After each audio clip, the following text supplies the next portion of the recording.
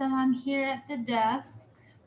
I am working on my nails today, and I thought, why not go live and do a video talking about the basics of spiritual alchemy um, and kind of the ways in which I've learned over the years to change the meaning and the not just meaning, but um, change the raw materials of life into something new. And hopefully, I think, with this chat, if anyone is happening to join live, we'll have a nice discussion about these sort of concepts because it's really basic, and there's a lot of people in the world doing this, and it isn't really complicated at all. Um, it's one of those simple things where we learn to transmute our experiences into something different or something greater. Ugh, there's a cat hair. Ah, ugh. Or no, this is one of my hairs.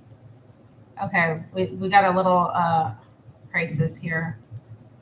One of my hairs fell on my nail while I was painting it. Oh no, what are we going to do with that?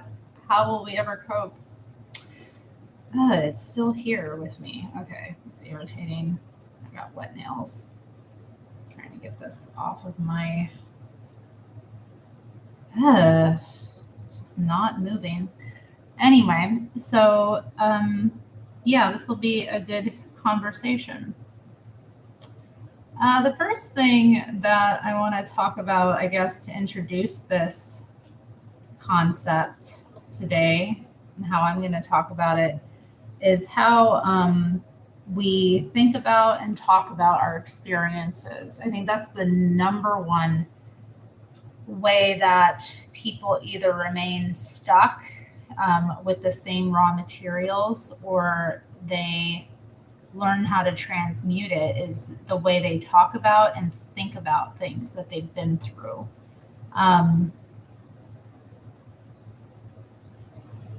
Or even where they dwell, because a lot of people, most people actually, are stuck in the past or living in some future moment.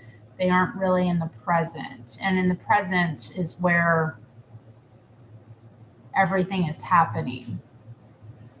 So there's a problem when people are too much focused on what's going to be happening down the line. I mean, we do need to keep that in mind, but what we do today is what impacts that. And then there's a problem when people are just focused on something that they can't go back and change, or focused on things that happened in the past. A lot of people get stuck there and they don't ever really recover. And it's a trap. It's a real trap for a lot of folks. So when it comes to living in the present moment, it's about, for one thing, kind of just accepting things the way they are, because you can't really do this type of work if you aren't able to just look at what's around you, look at the mess of your life, look at the chaos of it, and accept it for what it is.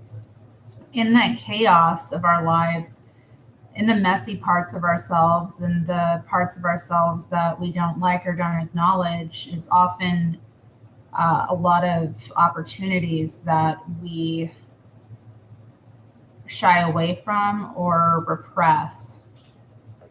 So, in the present moment, what we need to do is to make a decision about what we think of the past and how we talk about it.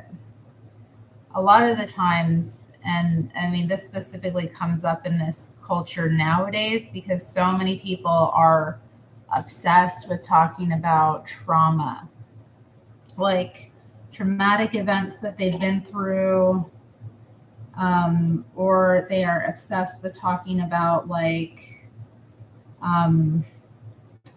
negative experiences, or they're also obsessed with talking about their problems, or what they think are their problems. To give an example, a lot of people will talk openly about, specifically, it's very common now in this culture to be diagnosed with or to diagnose yourself with any number of ailments or mental disabilities or quote unquote illnesses. I mean, this is a really big one where people, in effect, take a totally normal working mind and they begin to produce in that normal mind a reality where that mind is somehow limited or broken or traumatized. And that's, people often are doing this to themselves unconsciously just by the way they talk about themselves and the way they think about themselves and the way in which they put their experiences, they choose to view their experiences in life in a way that particularly positions them in some sort of powerless or victim mindset. Let me just pause here because I know I've got a few comments and want to say hi to folks. And yeah, if you're watching, say hi. And some of you are watching, like the video, please. It's live. It helps get it sent out there. Okay, it's only Keith. Hi, Keith. Thank you for commenting and being here. Keith is going through some cool stuff right now. Sounds like things are happening in my life. I'm going to be interviewed by a big art magazine about my portal ideas. I'm very happy for you, Keith. Congratulations. I know you mentioned that in my last live stream, that this had happened, or that this was going to happen. So I'm very happy to hear that for you, and excited to see where it goes. But good work.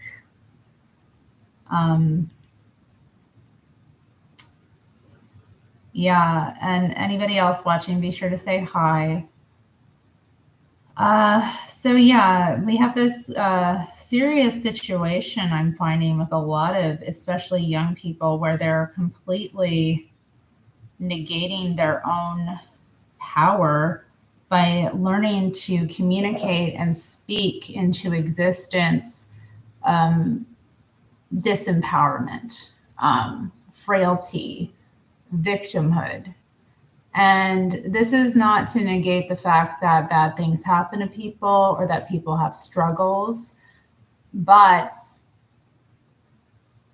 if one is speaking in such a way about oneself, openly, publicly, and about one's experiences in a way that positions oneself in that way, and in a way that disempowers the self, degrades the self, communicates that the self is not to be taken seriously, then that produces in that person a character which is weaker, which is less trusting of its own mind.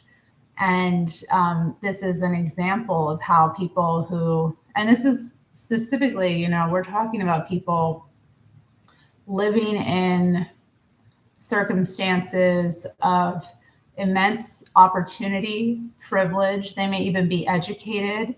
They may have come from homes, where they were loved, taken care of, provided for. They haven't been hungry at any point in their life. Like, this is, very serious when we have people in these positions in life who, while every life every person goes through things in life. You don't get out of this world alive. And I always say that to people when they start talking about like, oh, I know that this person's gone through that, or, I've been through this or that or the other. The reality is that everybody carries or has been through things in life that are unpleasant, to say the least. Hey, Seth, thank you for being here. Keith says that he thinks I am so cool. Thank you. So yeah, we have a serious problem though, where like people who have a great deal of I'll just say privilege and opportunity in life are speaking into reality existence for themselves that is limited, and speaking to others that they are not to be taken seriously or trusted. So the words that we say about ourselves are powerful, and what we choose to disclose about our experiences is also powerful. And there's also this issue with like oversharing and dumping, call it trauma dumping, where people very easily and openly discuss, and I'm guilty of it too in the past. So I'll say this too, very easily and openly discuss traumatic incidences in their life with strangers, with people they don't know, don't even meet. So previous to even like getting to see you, interact with you, and know you, these people are being given this kind of information that can be so easily turned against you, and so can so easily be used to dismiss you, and can so easily be used to further hurt you. Okay. We got a problem in this culture if this is being seen as like an empowering thing to do, because it doesn't empower people. It really disempowers them. It really puts them in a position of vulnerability, particularly if they, really are struggling. When we go through difficult experiences, there's like, I'm having an issue with one of my plants here where like I think the root system is rotting, and like it's brought some bugs into my house. And anyway, the lights are here. They're kind of interested. I'm having a day, y'all. I'm getting my nails painted black right now. So, hi, A-Chan. Good you're here. Seth says, I hate when people dump on me. I feel like some people do it to shock me or something. Sometimes let the soil dry and put cinnamon on the soil. It'll help. Thank you for that advice. I think specifically I've been trying to like dry it out a few times, and the plant's kind of going through some difficulties. So I think this weekend I'm actually going to try repotting it and kind of getting rid of some of the root system at this point, because I just don't see this getting better. But I think I'll do that with the put cinnamon in the new pot, we'll just say, in the new soil. So yeah, there's that too. Like people don't really enjoy this behavior either. Like it's very awkward. And this is also being portrayed like you need to do this with people in their life just so, they'll understand you better. And if you choose to disclose something to someone, or somebody chooses to disclose something to you, like it is important to behave properly with it, but you have to understand that like not everybody is your friend in this world. Okay. Not everybody is your friend. And people, there are nasty people out there who just do not deserve to know you. So I will say that, about this. There are nasty people out there who will malign you and disrespect you And you have to be aware of that and to not give people ins to do that.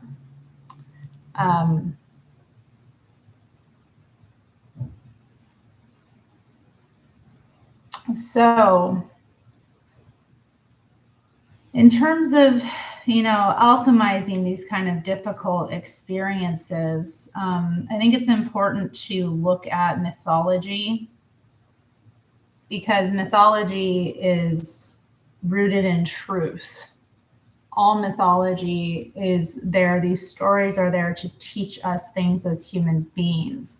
And specifically on this channel, multiple times I've brought up the concept of the dark goddess. And many people who are interested in feminine spirituality, in witchcraft, in like non-patriarchal belief systems, religions, still cannot fathom and cannot comprehend the fact that what the dark goddess represents specifically. Hey, Polar Knights, good you're here. Give me just 1 second, y'all. I gotta grab a tool for my nail here. I just have went a little overboard with the polish here, so need to move these over here anyway. Hi. Okay, so so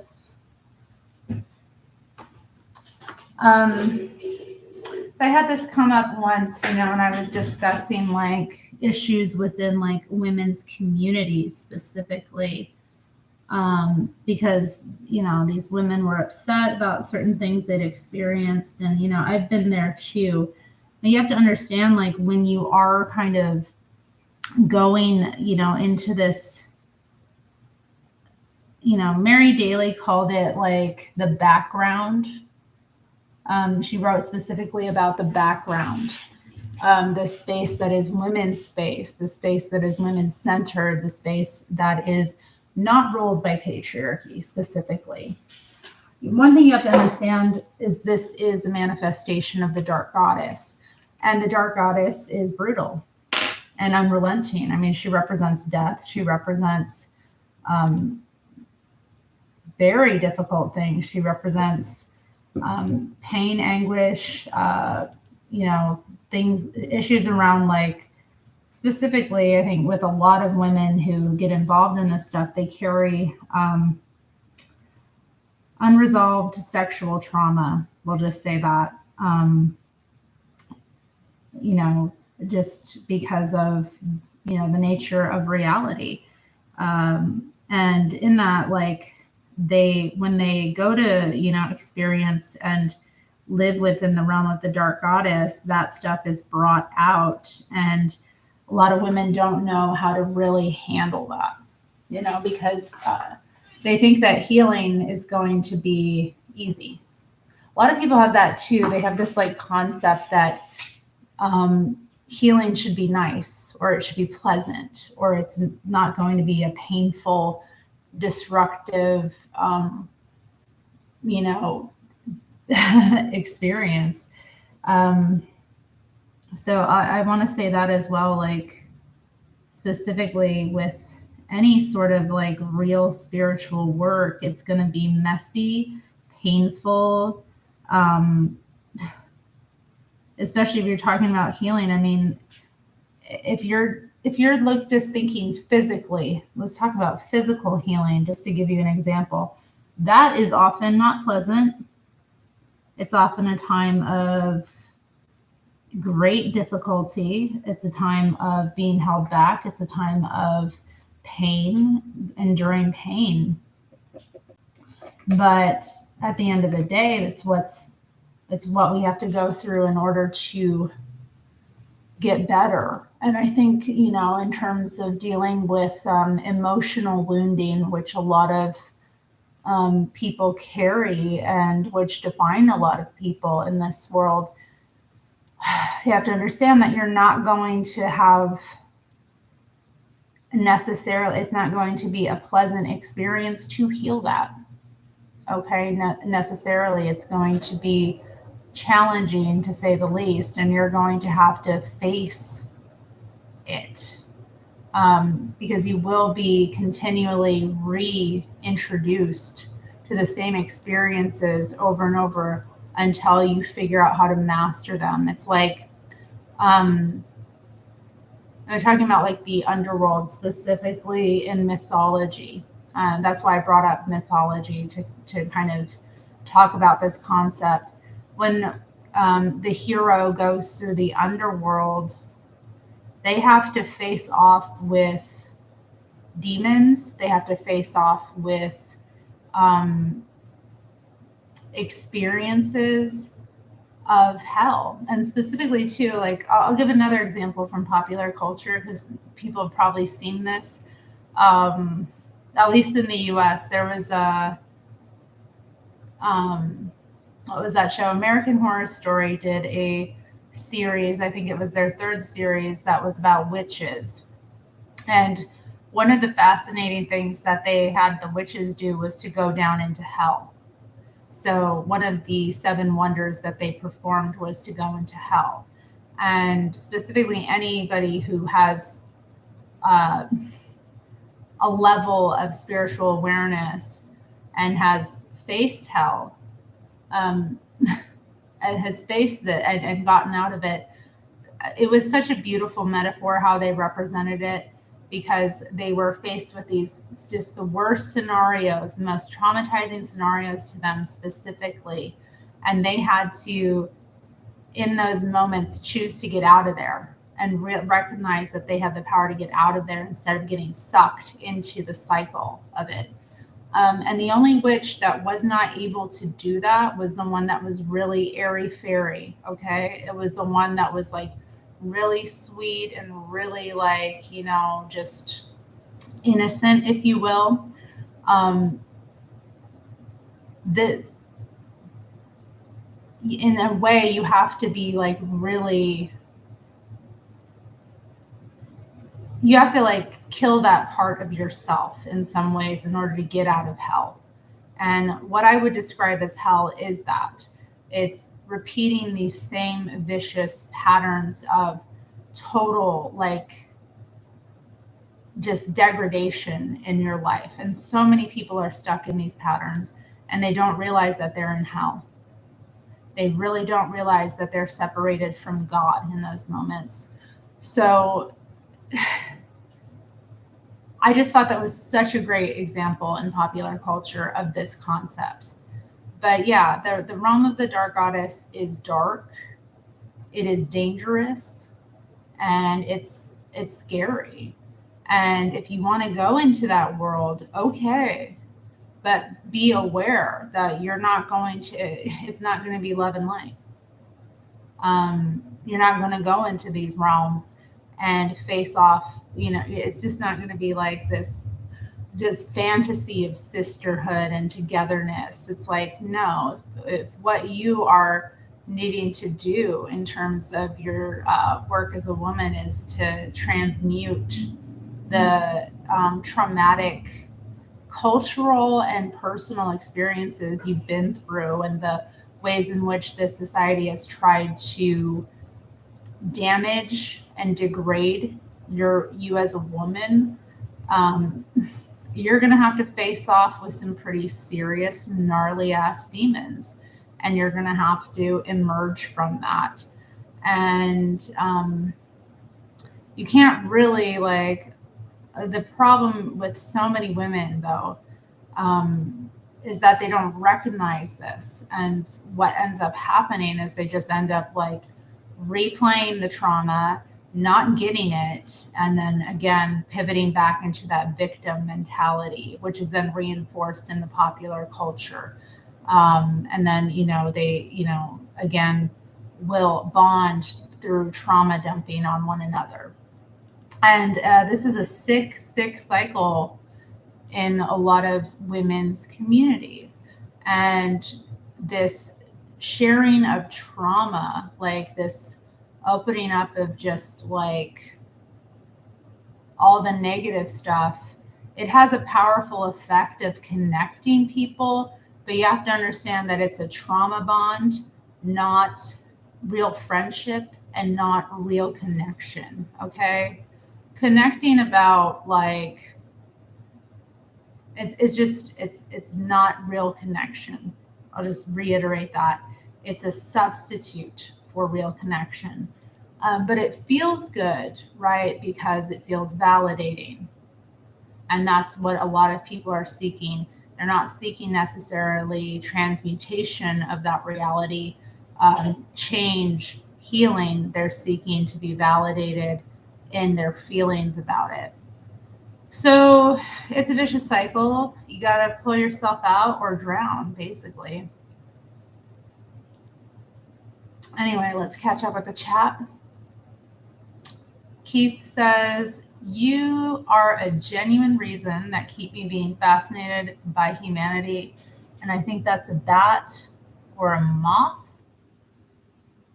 Thank you. Marcus is waving. Hi, Marcus. Seth says, I love American Horror Story.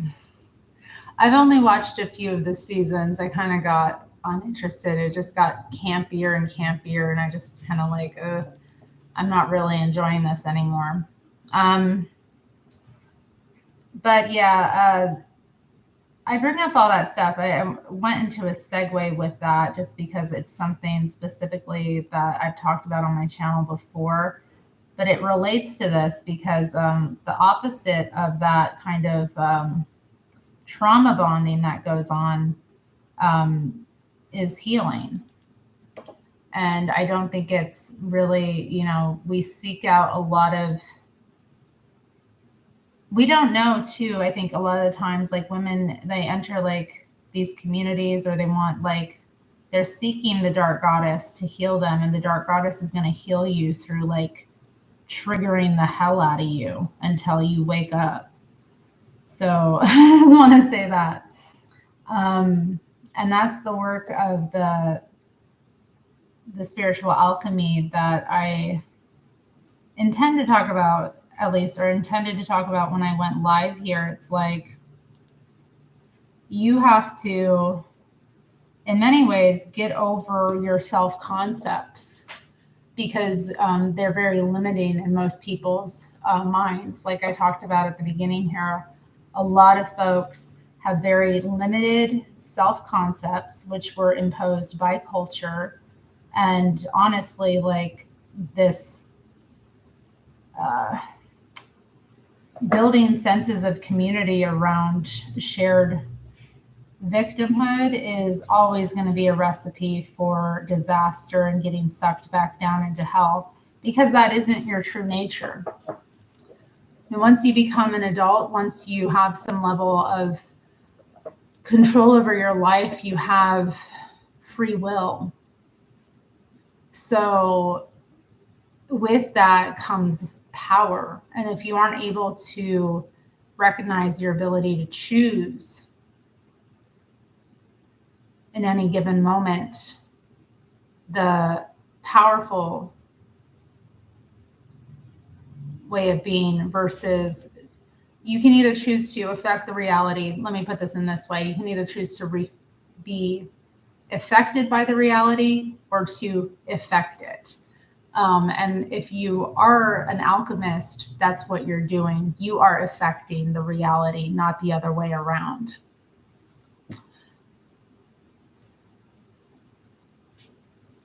Okay, that's interesting, Polar Nights. I do realize in some of the groups I've been in with women is that we don't really connect to each other. We just talk to each other through a shared hatred or trauma. Yeah, I've noticed that too. And that's specifically like important to step out of that when you recognize that going on, because it's you should be bonding with people over things you actually enjoy, right? I mean, some people love to hate. Actually, a lot of people love to hate. Many people love to hate, Well, we'll just but is that who you want to be? Is that who you really are? You have to ask yourself that, like, is this the highest version of myself? Is this the most advanced version of myself? Does she do this? Is she involved in this? Is she a hater or is she a creator? Seth B says, do you view the Christian hell in a similar way? I mean, I believe hell is hell. Hell is a dimension that people fall into because they separate themselves from God. Now, what is God? Okay. Um, I believe that God exists in all of us. We all are created in the image of God, which means we have the power to affect our reality, to shape reality. We don't have complete control over it, but we have a control through the words we speak. Okay. So we are a reflection of God. And when we choose to separate ourselves from that power, when we choose to be powerless, when we choose to be a victim of circumstance, um, that is in effect putting ourselves in hell. When we choose to not see the choices we have, right? When we choose to disconnect from our own free will, I see that as putting yourself in hell. The thing about hell, though, that I would disagree with many Christians about, specifically, is the idea that you can't come out of it, which you can. I don't believe separation from God is permanent. I believe also, too, in things like purgatory, which would be a similar thing where, humans are stuck in this in between realm where they're not connected to God, but they're also not. It's often a period where you leave hell, where you are in purgatory. And purgatory is often a place where you're tested, or you just have to wait to see the results of the changes within you. So, yeah, I think I don't necessarily believe like when people die that their soul is eternally this way or eternally that way. But the thing about being in hell is it does feel like an eternity. When you're in that, being tortured over and over again with the same thing. Let's say, okay, for example, here's a really common example. A lot of victims of sexual trauma, we'll just bring this up, relive that over and over again. They put themselves in situations where they're re-victimized over and over again. And then, there are situations obviously where, you know, um, people go through it for a longer period of time. Obviously we have situations of exploitation in this world as well, but we'll just speak about this specifically. A lot of the times people get sucked into that too from, having dealt with trauma earlier on as well. And so they're, more easily tricked, or they're easily kind of groomed into it.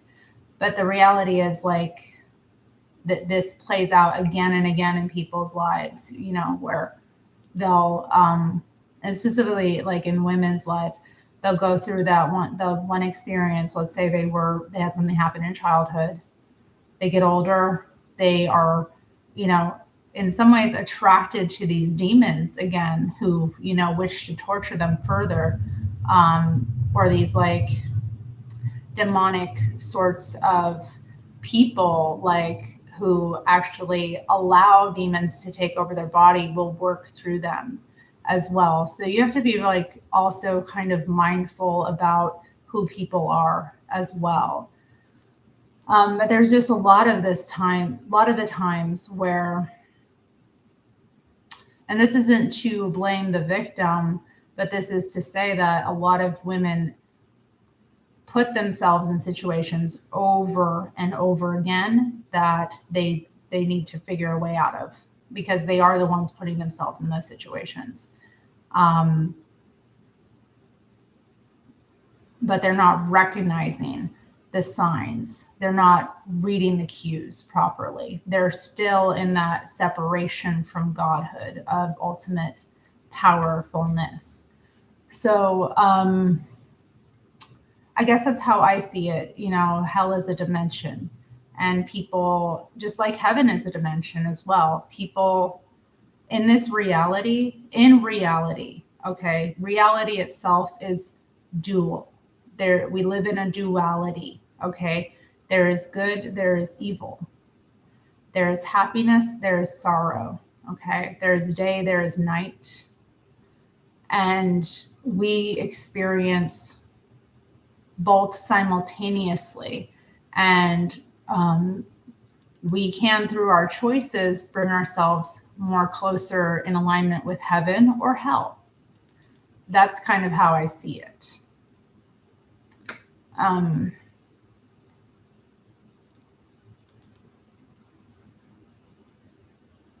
H. Han says, do you think this work is unique to women? I've met a few neotenized men. I'm sorry, I'm not familiar with that word, and their naivety and innocence can be dangerous. My phone here. Let me look that word up because I don't know what that means.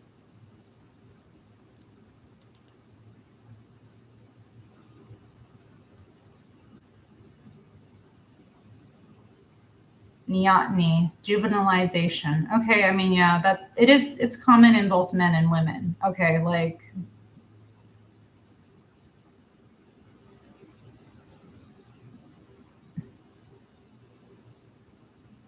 the delaying or slowing of physiological or somatic development of an organism, typically an animal.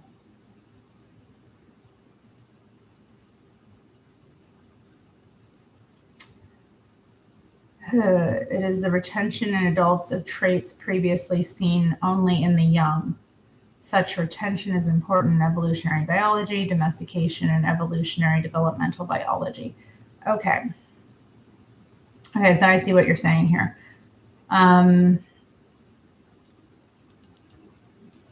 Yeah, men go through this too. I mean, men and women are very, I mean,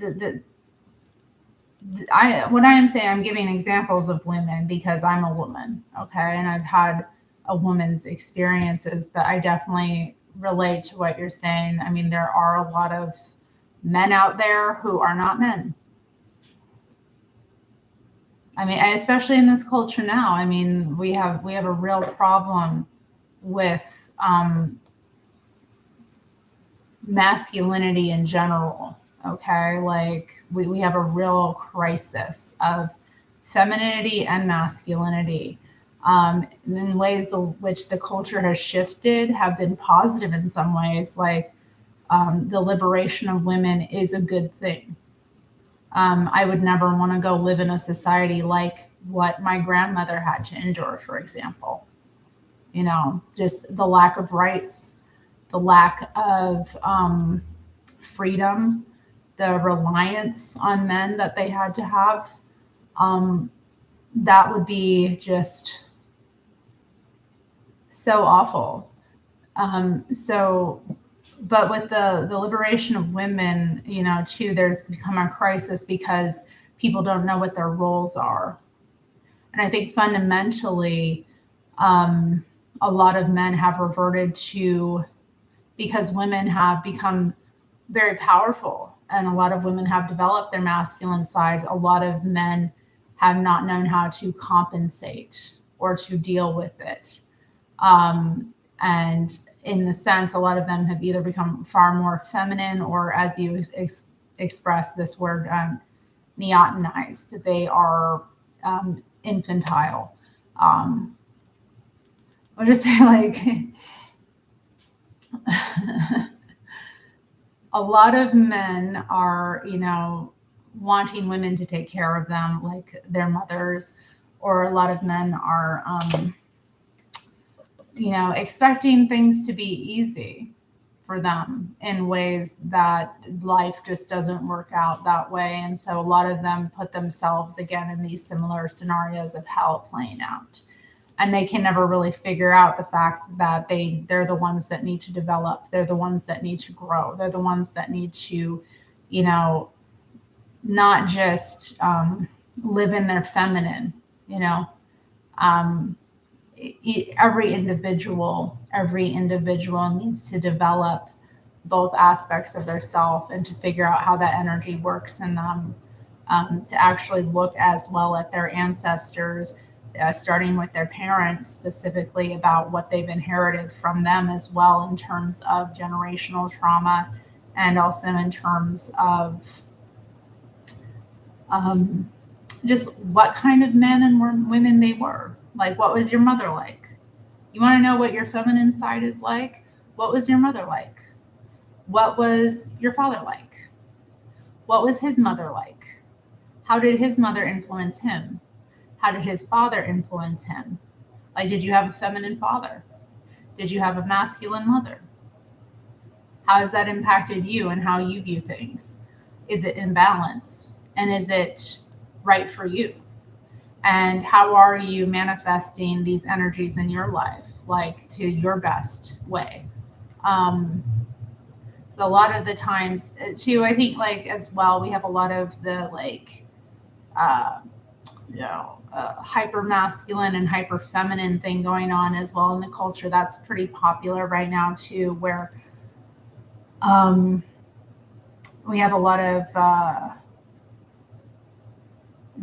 would say, like, teachers kind of trying to get women to be just passively feminine, which isn't really necessarily going to work for each woman and isn't actually a proper demonstration of her divine feminine. Because I mean, we have to go back to the goddess as well when we look for divine inspiration. Because, like, if you look at, let's just take examples of different goddesses, but let's say, like, Venus, for example. Venus is the ultimate representation of femininity. All right. But she's also very powerful. She's also she wields power in ways that men cannot. And she also instills fear in a lot of men's hearts. And she was also called on in many battles. Historically, she was seen as this kind of fierce warrior goddess in many ways. So, you know, there's ways in which, like, even our concepts of, like, from mythology are skewed by the culture itself. So, um, it's always important to look within and to think about who you really are and, like, what you're really like as an individual and how you can be that best version of yourself and pull on all your powers, pull on all your polarities. Because again, like I talked about, how this realm is a duality, with good and evil, with man and woman. A lot of people wish these things weren't real. That's the other thing too. I think in this culture now, they're trying to, in many ways, eliminate the polarities, but it isn't possible. And the more we do that, the more degraded and desecrated people become, and the more separated they become from their own divinity. So, yeah, I'm going off on a lot of things I didn't expect to talk about tonight, y'all. I just wanted to talk about transmuting things. So, another thing, too, is I've noticed a lot of people have guilt and shame around their experiences and how their experiences have caused them to react or respond in the present. So, um, for example, I'll just use this as an example. Like, a lot of people think that if they react in a way that is unpleasant to someone else, or if they, like, get triggered, that is something they need to apologize for, or that is something that they need to heal. And, like, not necessarily. I mean, people do crazy things when they're triggered, for sure. But I mean, a lot of the times we don't recognize that sometimes we are triggered to protect ourselves. Sometimes we are actually pulling on a source of power when we're triggered. And sometimes we actually, like, are, the things we say or do are actually what need to be said and done, and actually the terrifying, grotesque aspects of ourselves can actually be very intriguing and exciting for the other people in our lives as well. Um, to say that as well, like, a lot of there's a lot of jokes about it, but there's a lot of intrigue and attraction to crazy women. I think because there is a level of excitement around the danger of not knowing what to expect. And it's very important as like women to not be predictable and to throw curveballs at people, to respond and act in ways that they don't expect. So like, that's the thing too. Like, when you go through scenarios in life, when you go through situations, whatever they are, like if they're familiar, if you've been there before, um, always try reacting a different way each time it comes up. I find that that's pretty helpful. Like, what was the last thing you did when this situation reared its ugly head? What are you going to do differently this time? Like, you got a whole bag of tricks up your sleeve. So I think specifically about spiritual alchemy, it's about like doing different experiments, like actually treating reality and life as if it's an experiment. You don't have to respond in the same way each time. And in fact, if you are changing through your life, which hopefully we all are, you're going to respond differently at different times in your life. So I think that's the other thing about being in hell. The thing about being in hell is it's very predictable. You go through an experience, you react the same way, same result, and you feel the same way afterwards. With the process of alchemy, you also start to see that, like, in these negative quote unquote experiences, in these difficult experiences, in these times of adversity or trauma, things that traumatized you are actually places to draw strength from and to draw a sense of, and when I say draw strength, I don't mean that like you identify with this so much that you like, because I see a lot of that happen with like survivors of different kinds of trauma or abuse. Like, they take on that identity of survivor, as their source of strength. And I think I'm not talking about that specifically, because I actually don't think that that's really helpful either. Because, like, why are you defining yourself by what happened to you, period? You are not what happened to you, period. Period. Is it happening right now? No, then it's not who you are. So I'll say that's kind of my attitude about that sort of thing. Like, but what have you learned from it? What has it taught you about reality? What do you know that you didn't know before? These kind of things are where you draw your strength from. What do you know about human nature? When you when you are like, what have you come out of? How have you transformed yourself?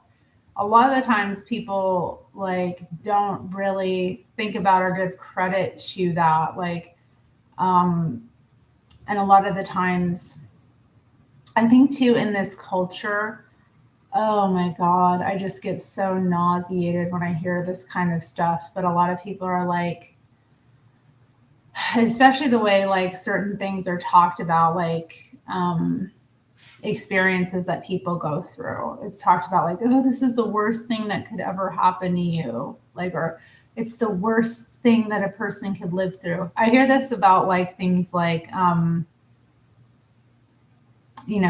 we'll just say sexual trauma. We're going on this tangent. This is not YouTube advertiser friendly, so I'm pretty sure they'll pull my ads for this video just because it's too deep. But I hope those of you who actually do watch it and listen to it take what you can from it. But we'll talk. I hear that all the time in the culture. Just, oh, it's the worst thing. Worst thing that could ever happen to someone. It's like, is it worse than like losing your whole family in a war? No, probably not.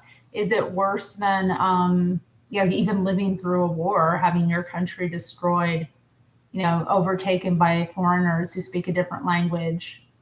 Is it worse than that? Is it worse than like seeing maybe a family member killed in front of you? Like, the people though, they don't really stop and think rationally sometimes about the experiences they've lived through. Okay, and like put it in proper context. Like, is it worse than having like been starved, on the on your deathbed, starvation? Like, think about it really. Like, think about all the horrible things that happen to people in the world. Okay, all the horrible ways people die or are maimed or are tortured. And it's like, is it the worst thing that can happen to everyone? Because a lot of people are walking around with this mentality and wound, and it's imprinted by the culture, mind you, because this is external messaging. And that's the thing, too. You have a choice when you hear a message like that or any other message. Because I see, too, like I'll be scrolling through, let's say, Instagram, and like, again, with the whole mental health, AKA mental unhealth movement, a lot of people will share these like infographics that just have totally disempowering messages. Like, trauma survivors behave this way. And you have a choice when you read or come across a message like that, whether you accept that or not, whether you identify with that or not. And we don't really hear that message anywhere else. We don't hear that message of you have a choice, like what experts say, or like experts say this about this and that or the other.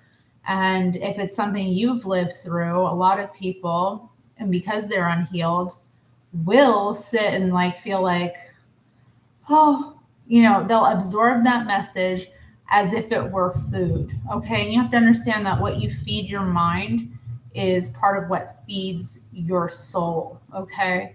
And you are responsible for whether or not you take a bite of that poison apple or not.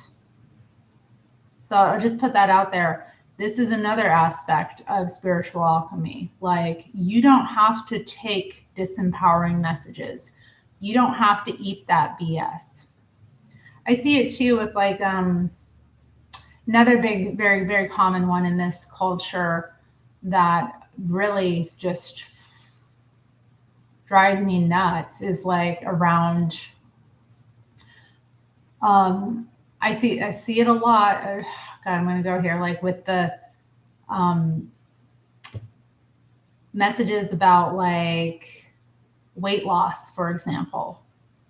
So like that's a lot of really disempowering stuff. So we'll just say like there's a lot of people who carry excess weight on their bodies for a number of reasons.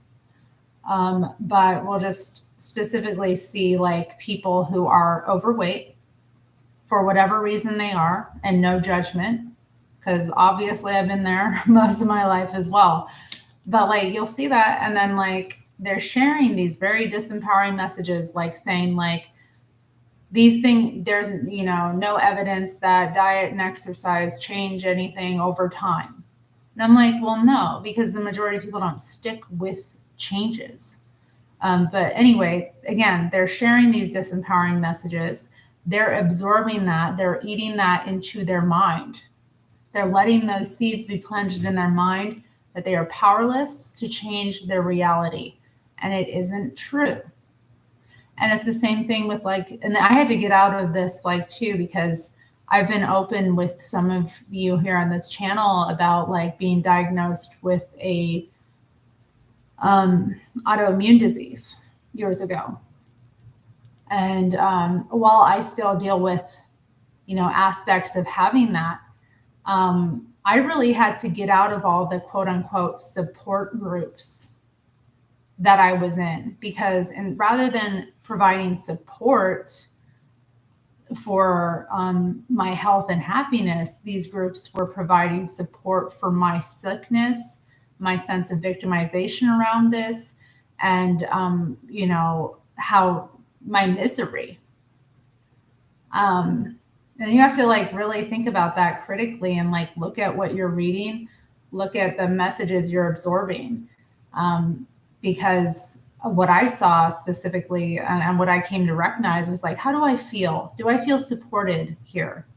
Or do I feel like I am getting messages which further disempower me, which further separate me from my own um, ability to make positive choices for myself, and separate me from a sense of like possibility? Because that's what it felt like. It just feels like you get these messages like, oh, you've got this diagnosis. Well, it's a one way ticket to hell. It's a one way ticket to a miserable effing life. Who does that help? Who does it help? Is that a good thing for somebody who's sick to hear? Is that a good message for a sick person to hear? Or big one is that diet and exercise don't affect illness. I heard that quite a bit. And many doctors that I spoke to specifically about when I was first dealing with this condition told me that there's no evidence that diet has anything to do with it. Now, I do think there are genetic predispositions to things, and that autoimmune conditions are very complex because they develop usually around a lot of crazy things happening in a person's life. But to say that, like, eating healthy doesn't affect one's health is ludicrous. And it's again one of those things where it's like, again, the ultimate expert in life has to be you. The ultimate expert in your life has to be you. And most of the times we know what is true and we know what is false. And we know what is going to empower us and what is going to disempower us. And a lot of people enjoy giving away their power and feeling powerless because it's comfortable, because it's familiar. Let's just say that it's familiar. It takes them back to a state of like that childishness where someone else is responsible. But past a certain point in adulthood, nobody else is responsible for us and who we are. We have to take the reins.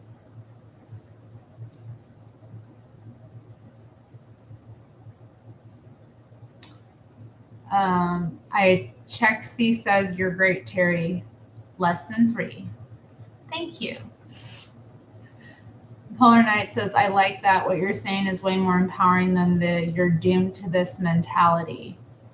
We may not be able to control or rid our emotions, but we can choose our actions and what we do with ourselves. Yeah, precisely. I mean, even if you feel like crap, even if you feel terrible, you still have a choice of what you're going to do about it. And you have to understand that emotions, like everything else in life, is temporary. Everything is temporary as well. So, like, even if it hurts, you've got to make the right choices for yourself. And sometimes that's the thing, like, I think too, because the culture like teaches us to value pleasure more than virtue. We associate pleasure with goodness. And pleasure can be a goodness. It can be good. But again, it's one of those things that has to be checked. Too much pleasure is not good. It can lead to destruction. It can lead to decay. It can lead to corruption. So, again, like that's, again, the universe seeks to balance itself, because the reality we live in is ruled by certain laws. Of course, I've spoken in previous videos about the 7 Hermetic principles. If you are interested in understanding universal law, that will help. Okay? That will help you, because these things are true whether you believe them or not. And they're true regardless of what religion you follow. They're true whether or not, we are even here as humans or not. They exist outside of our observation. They just are the way that nature operates. Um, so, kind of coming to that ancient wisdom and understanding about nature, and looking and seeing how this society manipulates these particular laws for its own benefit. I mean, one of the greatest ones is the law of polarity. Okay, so for example, despite the fact that like there are as many beliefs around how society should be run as there are people. Um, in the USA, for example, there are two political parties. Those are your choices, one or the other. Polarity, and people are triggered um, by one or the other, and that's part of how they stay in power, which is to, you know, rely on people's polarities, to inflame people's polarities, to get people to side with one side or the other. And it takes very strong individuals to not get sucked into that kind of one way or the other way of being, okay, to actually exist outside of that, especially like, because a lot of the times people often have this mentality like, well, if you're not with my team, you're against me and you're against all of this. And a lot of people will just say that outright. Um, but that is their own polarity talking. It's not reality. It's the way that their polarities have been manipulated by society. So, kind of getting tired, y'all. Didn't think I'd go into all of this with just discussing spiritual alchemy specifically. But at basic principle, it's about taking the raw material of your life, okay? The raw material you've been fed. If your life has sucked, if you were born in difficulty, if you've been knocked around a bit, you can see that as kind of being similar to, um, you know, and I always view it like you've been given lead, okay? If life has handed you lead, as an alchemist, you have to figure out you're going to turn that lead you've been given into gold. Okay. So, what do you do with the hard knocks? Well, some people use it to create, some people use it for inspiration. Some people, they've been knocked so hard around life that they actually become softer. It's very interesting that way, too. Like, again, we have the choice of whether we let society choose who we are or we choose who we are. And it starts with how we talk about ourselves, how we view ourselves, and how we choose to view the life that we've been given.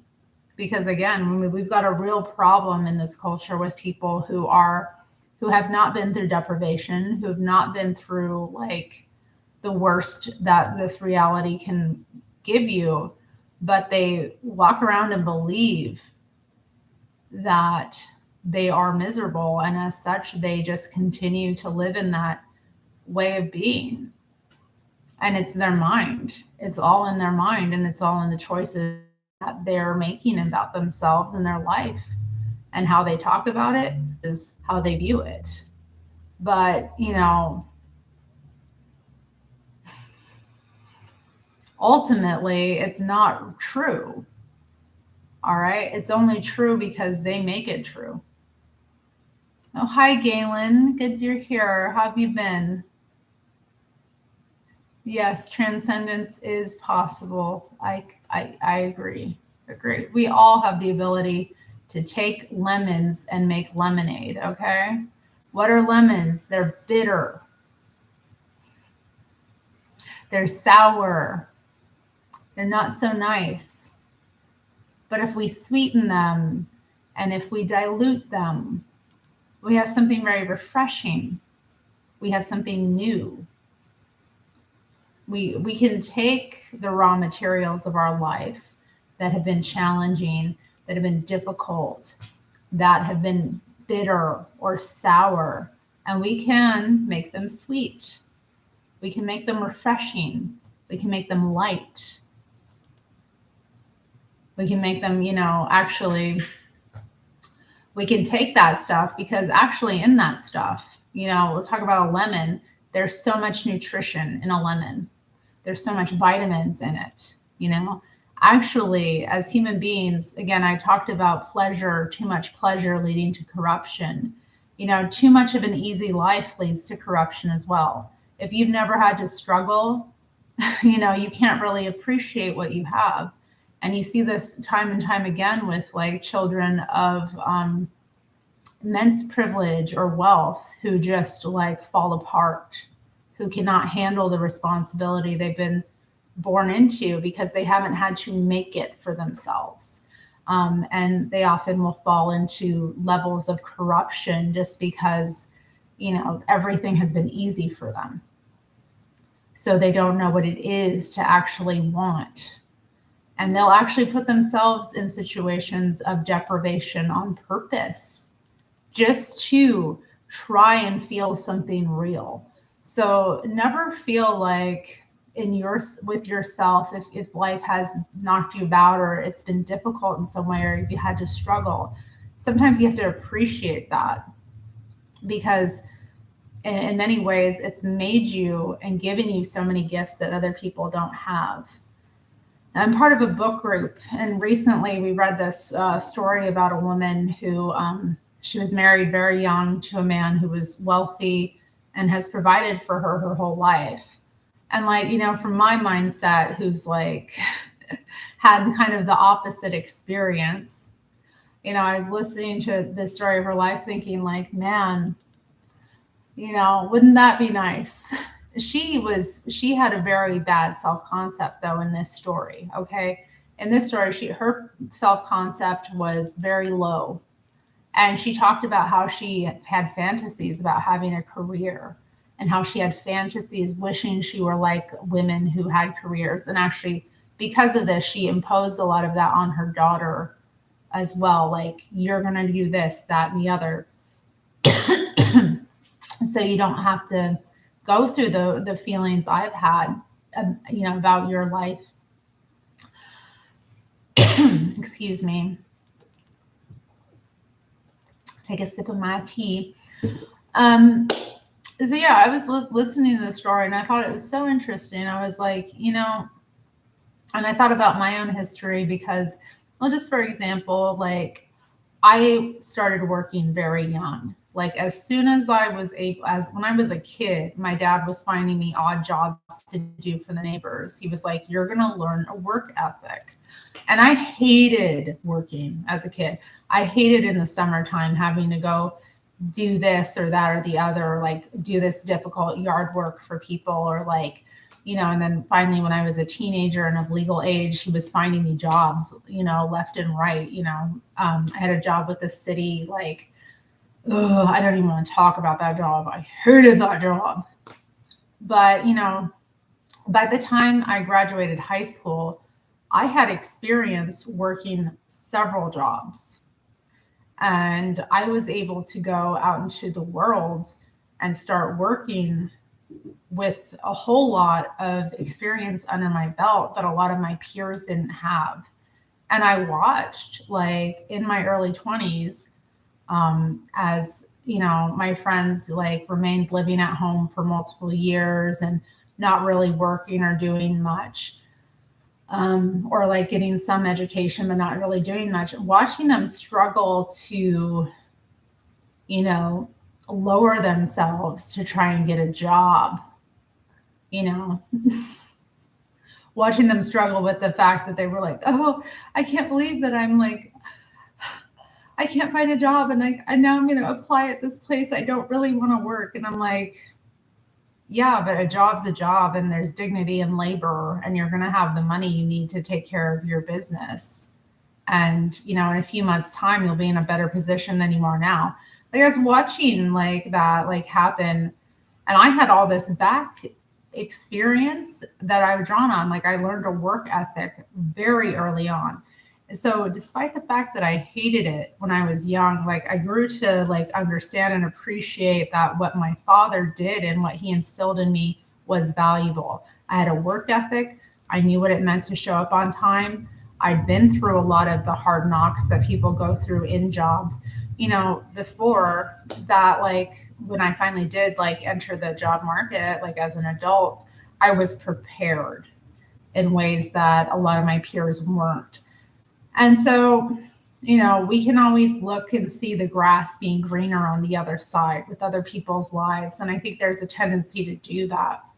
But if you actually like honestly look at yourself, and even if things like sucked or were difficult in your life or you had to struggle, rewrite that story, look for the good things that came out of it and rewrite your story and how you talk about your life and how you express things about your life in a way that is positive, in a way that positions you as the powerful individual that you are.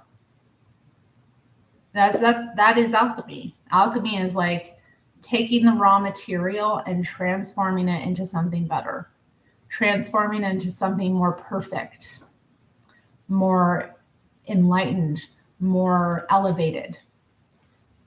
Anyway, yeah, people have been chatting.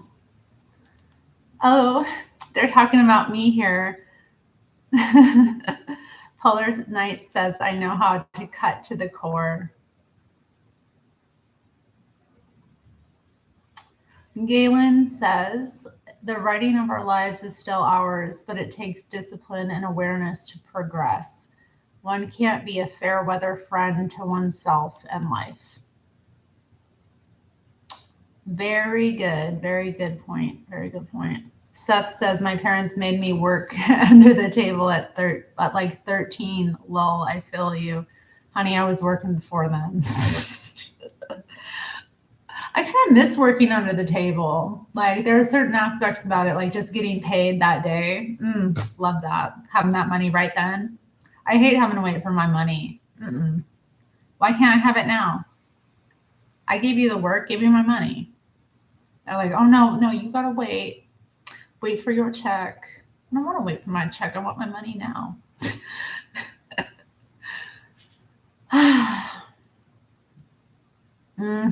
Yes, Seth, yes.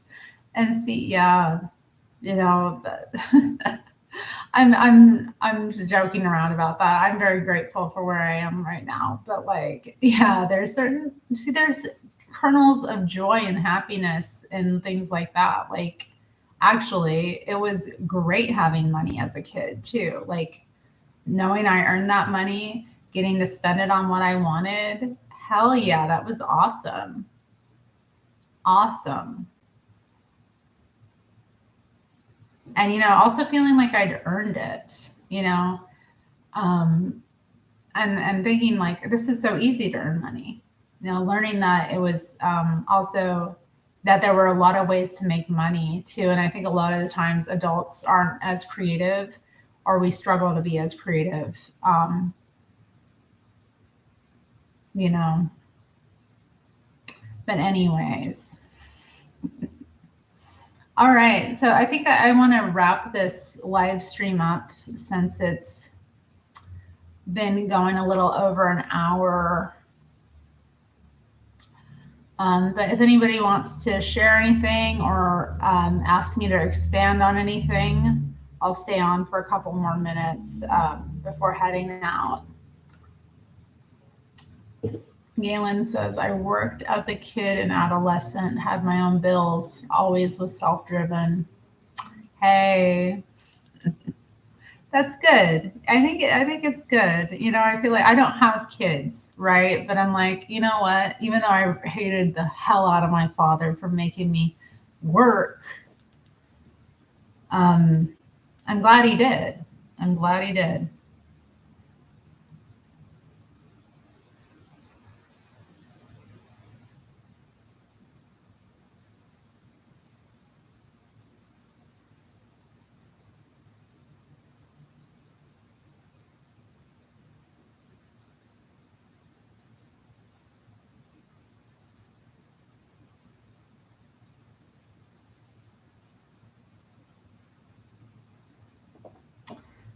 Seth says, I don't have anything interesting to say, but thank you for doing these lives. You're welcome. I always enjoy them when I can catch them. Yeah, Seth, you are one of my most loyal live stream viewers. And I enjoy doing the lives as well because in many ways it's just easier to come on here and start talking. And then if I have an audience live, I can keep going longer and expand on more aspects of the topic. And also it's a lot easier, honestly, than recording a video. Well, put that little secret out there. Recording a video. Although I enjoy recording videos sometimes, sometimes it's better to just get on here and speak because oftentimes when I'm like recording a video and only talking to myself, I have to record it multiple times before I feel like it's okay. And, I get all kinds of insecure and whatnot about it. Whereas if I go live, it just is what it is. And I am who I am. So, yeah. Donald Duck LMAO says, Wicked jacket. Thank you.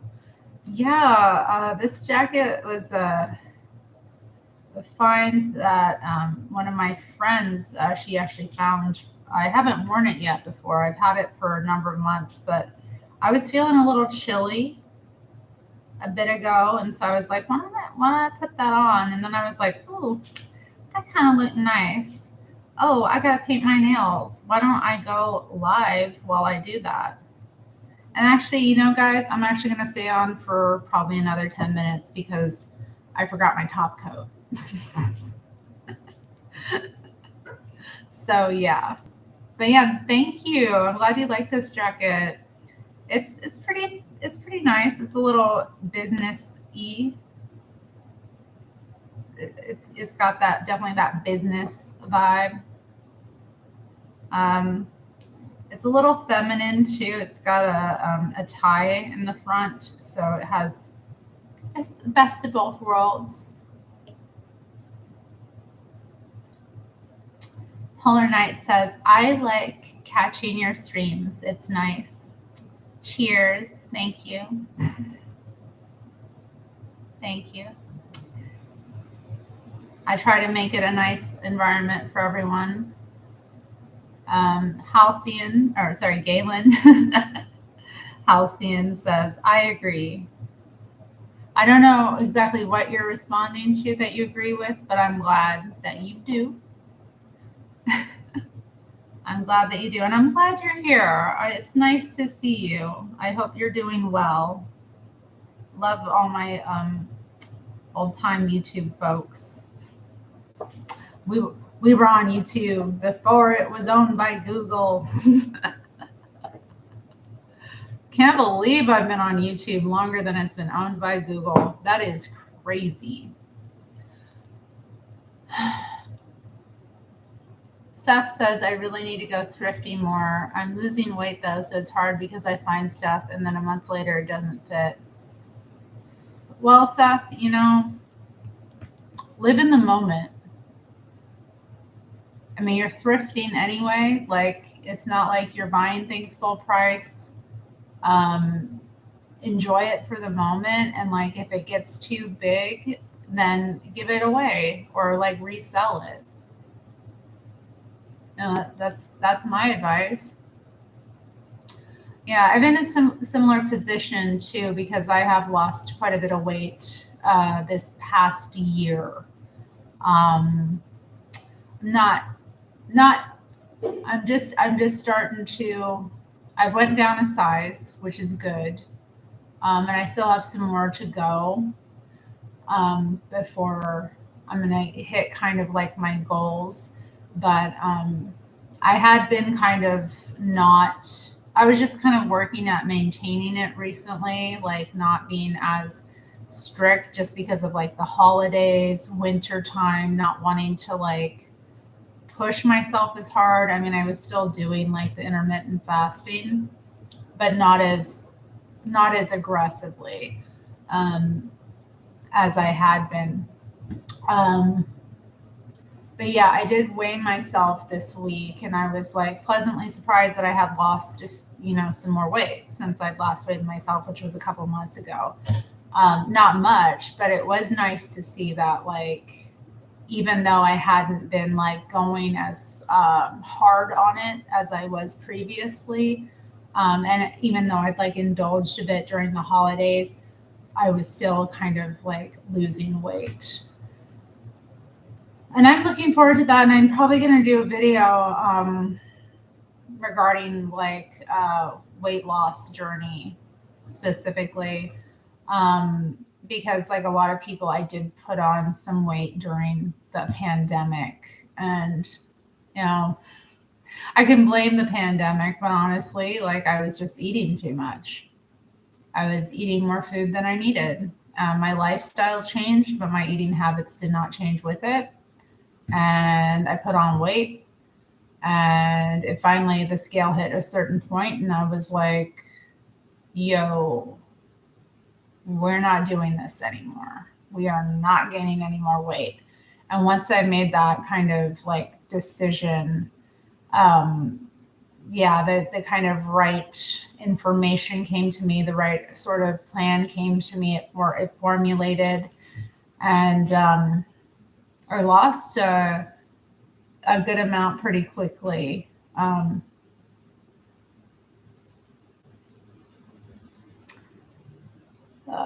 Let's see. Polar Nights likes baggy clothing. Hey, you like what you like. Galen says, I've been in bad health. I'm sorry, honey. Gained weight after knee surgery. I'll get better. Uh, oh, do you have a knee surgery planned, or have you had knee surgery? I guess. And spinal surgery. Oh, honey, I'm sorry. You gotta have surgeries.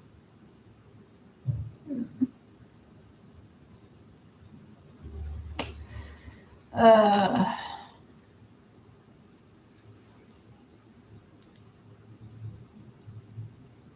hmm.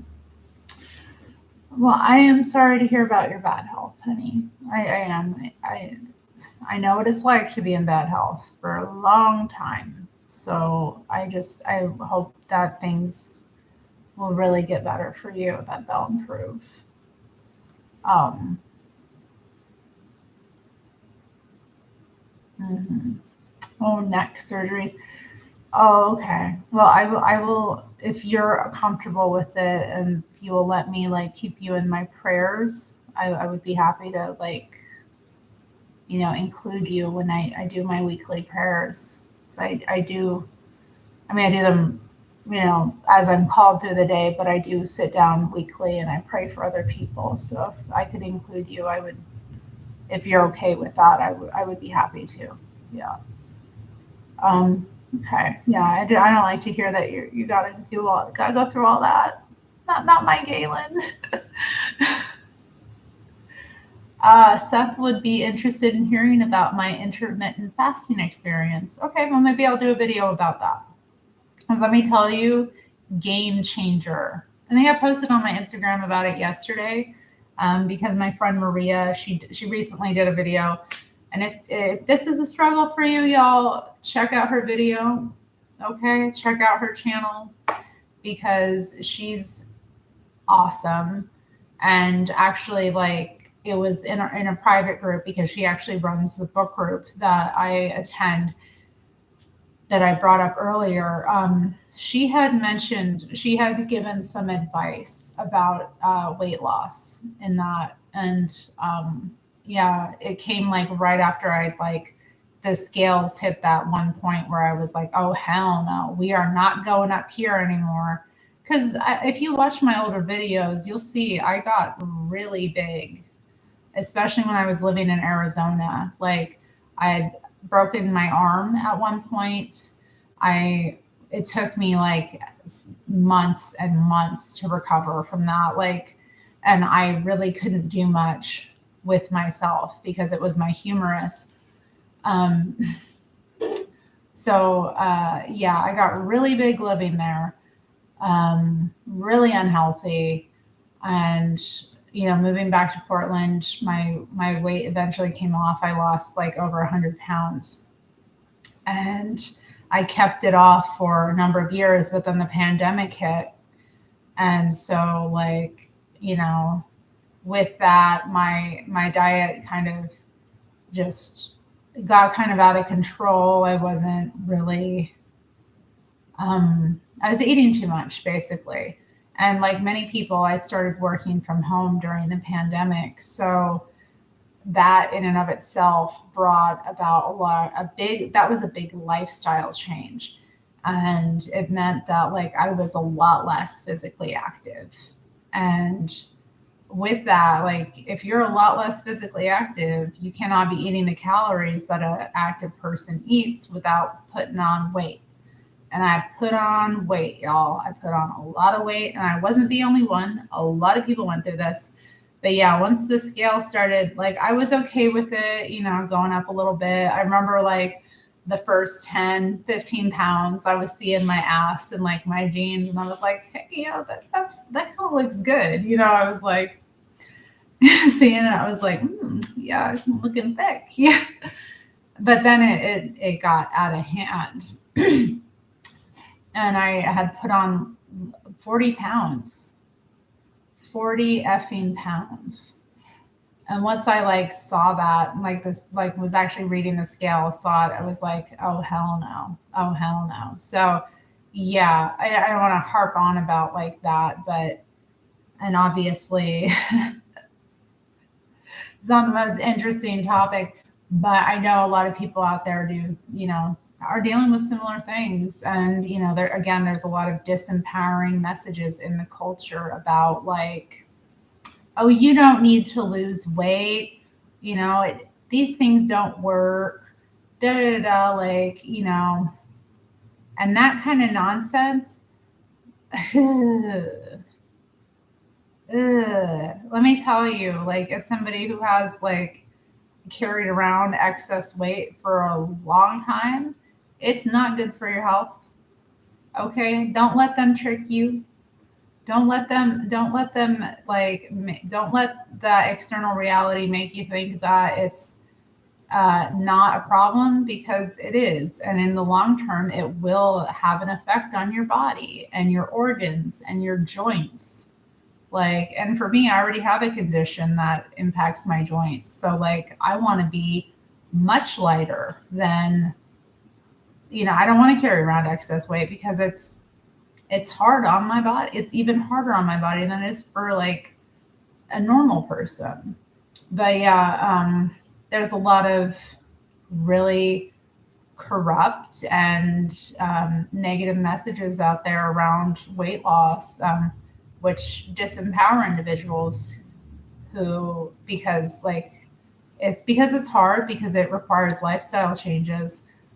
A lot of people struggle with it, and also a lot of people too like have excess weight on their bodies because of trauma, whether it be like physical, sexual, emotional.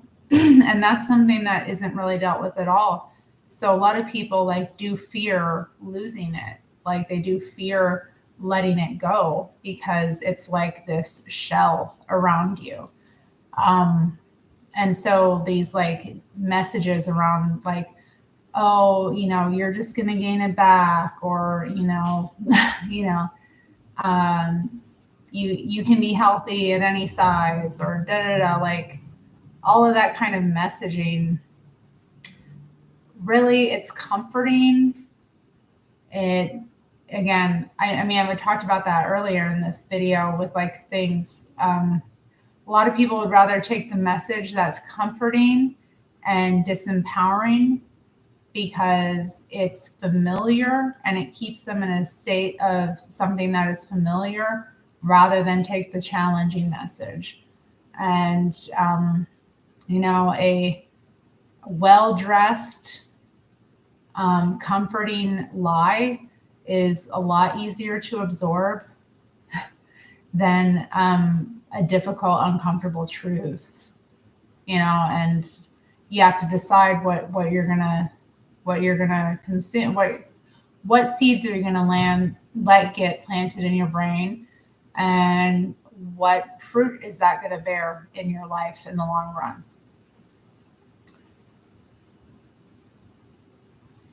Oh, well, y'all been chatting. Polar Nights wants to lose weight too. Yeah, starting to build muscle, but that also put more weight on since muscle is heavier than fat. Yeah, I also recommend too, like to just actually prioritize, if you have weight to lose, prioritize the fat loss and then work on the muscle building. Like honestly,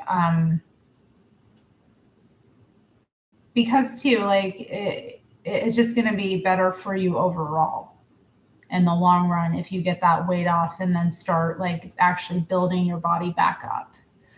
Um,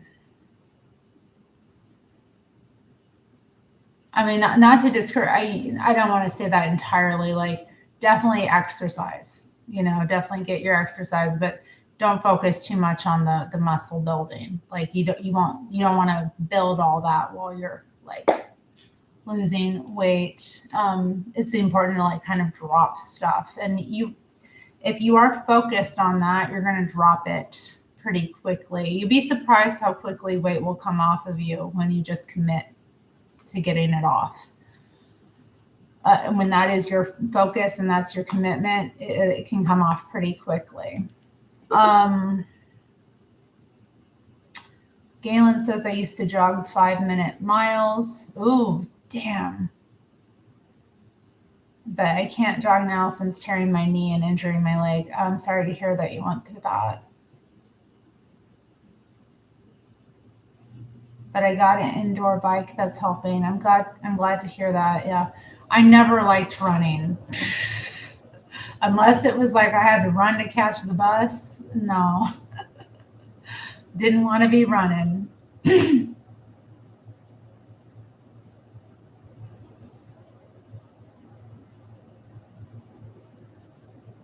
Yeah, Seth says also the diet I was eating when I gained a lot of weight made my autoimmune issues worse. Yeah, that's the other thing too. Like, these things go hand in hand. These things definitely go hand in hand.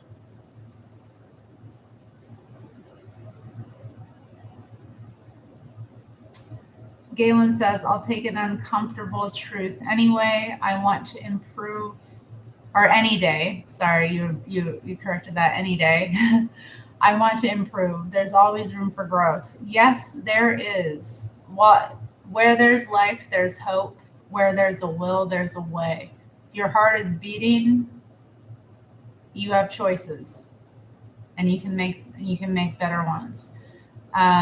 Yeah, I see that too with like a lot of things. I saw a comment specifically. It was on like a level up video, one of those channels. Although it was definitely one of the deeper channels that looks at, all areas of improving oneself. And this woman was like, do you think that a woman who's 50 years old can level up?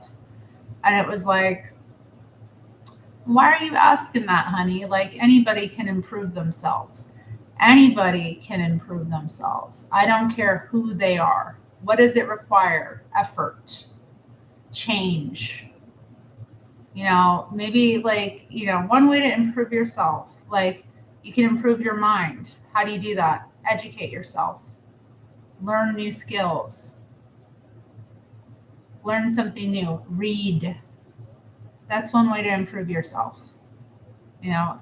Exercise your mind, think, expose yourself to new ideas, expose yourself to new things. You know, and your appearance. Anybody can improve their appearance. Take more time with it.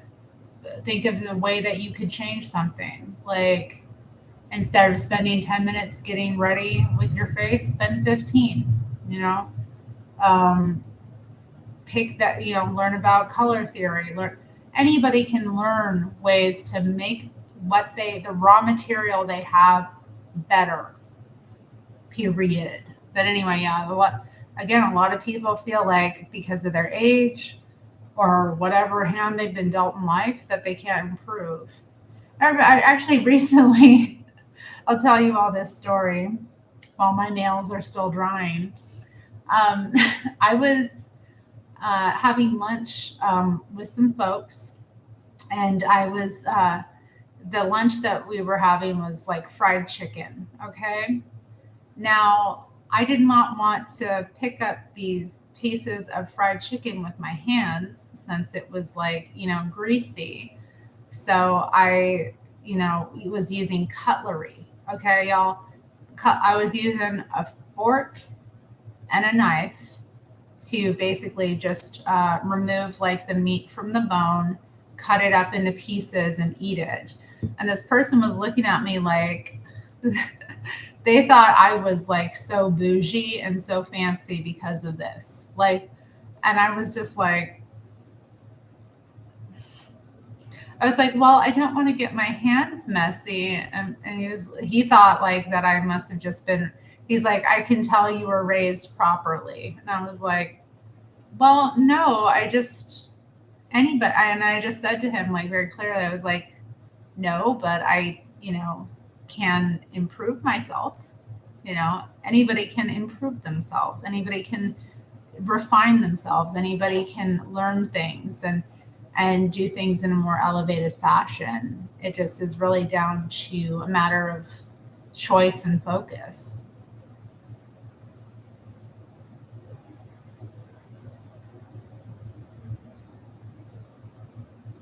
Seth B says I run about 3 times a week. Y'all are crazy.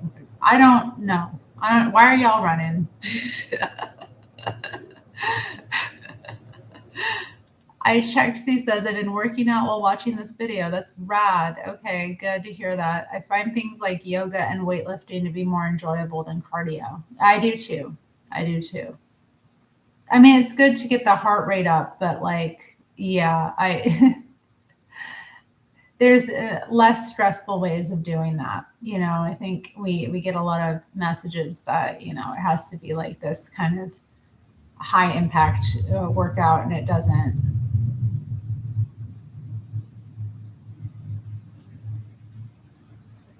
One of the Galen says one of the great accomplishments of my life personally was once running my last best time out of grit, mental toughness, and top form in my last mile of a 20K. That 12th mile I mastered. So we can improve despite the extreme diversity, or do you mean adversity? We can master our lives and finish our goals. Wow, that's so empowering. Seth B says, my cat Peaches is sitting by my laptop. He must have heard you talking about chicken. Yeah, that was good chicken, actually. I'd love to have some more of that chicken. But I will be eating it with a fork. I don't want to hold a piece of cooked meat in my hand and gnaw on it. I don't know about y'all. Maybe, am I bougie? Am I like proper? Actually, I've had quite a number of people in the past year or so call me proper. And I'm just like,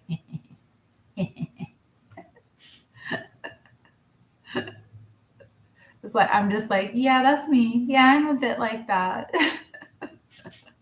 And there's the thing too, like, I don't think necessarily I wasn't I wasn't, I didn't go through allocution. I didn't have etiquette classes growing up, I didn't live in a family that necessarily did things the proper way, like in terms of eating. However, that doesn't mean I have to be that person, just because that was the raw material I was given doesn't mean I can't adapt or change it. And I think that's the other thing about alchemy, believing and knowing that you can change. Galen says, as a former maitre d', you are fine to eat it like such. Thank you. Thank you. I will continue to, I mean, the only time that if I go out to eat, the only time I'm going to eat with my hands is if I'm having like, it really depends. I mean, it really depends. It has to be something that's either wrapped up in something like a burrito, where you like eat it that way, or, yeah, I guess I would eat a hamburger with my hands. Pizza, I like to cut actually, it depends with pizza sometimes. So it depends. Like, but yeah, if I'm eating it like with other, on a plate, like, yeah, I'm going to cut it and eat it that way. Um, Galen says, most people do not know how to use a knife.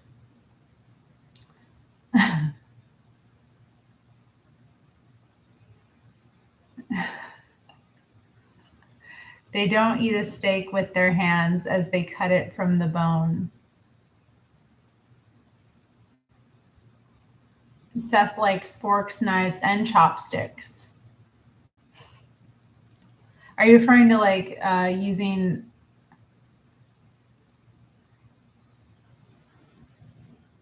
Galen says pizza cut too big. It's impossible to bite off or buy off. I'm not sure. Hi, kitty. Okay. All right, y'all.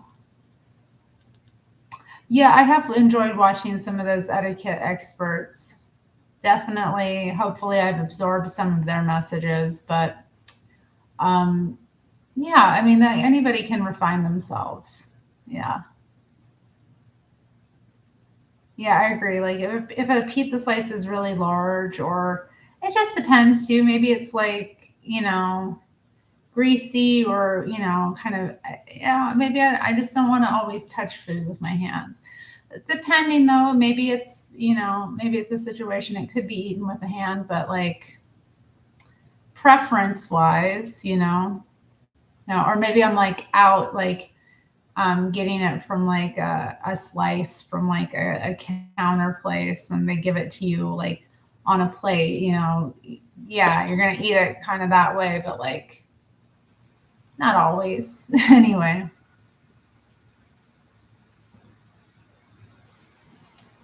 Seth says my mom always told me to eat like a bird.